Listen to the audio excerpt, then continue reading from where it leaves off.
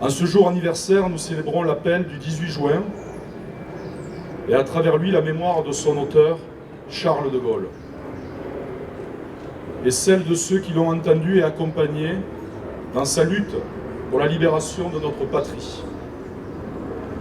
Je pense tout particulièrement aux 1038 compagnons de la libération, cette aristocratie combattante de notre nation qui prit les armes pour œuvrer au rétablissement de l'intégrité territoriale de la France et à l'affirmation de nos valeurs civilisationnelles. Je veux saluer le dernier d'entre eux, Hubert Germain, qui, décédé en décembre dernier à l'âge de 101 ans, fut inhumé dans la crypte du mémorial de la France combattante du Mont Valérien. Hubert Germain avait combattu au sein de la légendaire 13e demi-brigade de la Légion étrangère que nous avons l'honneur d'accueillir régulièrement ici à Agde, puisqu'elle est basée à la cavalerie, et sur le territoire intercommunal où elle vient réaliser ses manœuvres militaires. Hubert Germain, aux côtés duquel combattirent d'autres illustres compagnons, comme Pierre Messmer, Pierre Koenig, Jean Simon, Roger Barbereau et bien d'autres.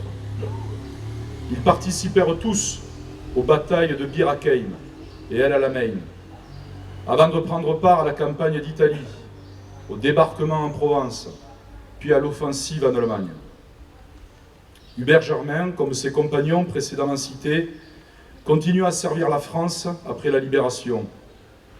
Il le fit là encore sous l'autorité du général de Gaulle, car il avait conscience que le combat mené durant la guerre devait trouver son prolongement en temps de paix, sous l'inspiration de l'homme providentiel que le pays s'était trouvé dans la tourmente. La France libérée n'était pas devenue du jour au lendemain la France redressée et indépendante pour laquelle il s'était battu. C'est ainsi, porté par l'idéalisme patriotique de ces hommes, que notre pays se dota de nouvelles institutions, réforma son armée, devint une puissance nucléaire, rendit son économie compétitive et aménagea le territoire national pour le rendre plus attractif, notamment chez nous avec la mission Racine sur le plan touristique. Il y a d'évidence une continuité dans l'action de ces hommes à travers la guerre et la paix. Il y a aussi des leçons à tirer de leur engagement et des succès qu'ils surent recueillir. Pour eux, la République était une et indivisible. Elle était le fruit précieux d'une longue histoire, d'une civilisation qui s'était forgée face à l'adversité, une nation tolérante et ouverte aux autres, mais qui ne transigeait pas sur ses valeurs et ses traditions. Dans la période difficile que nous traversons, et alors que nous peinons à trouver pour nous guider des hommes capables d'incarner pleinement cet héritage, nous devons collectivement nous montrer à la hauteur des défis qui sont ceux de notre génération.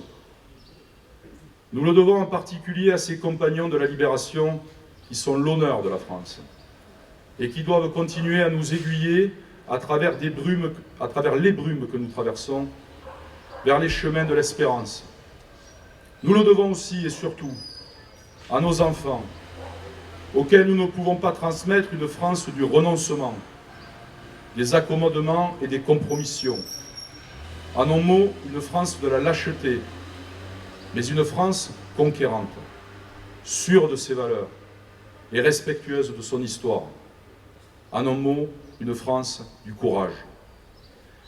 Car c'est cela que nous célébrons en ce 18 juin, une France du courage. Je vous remercie.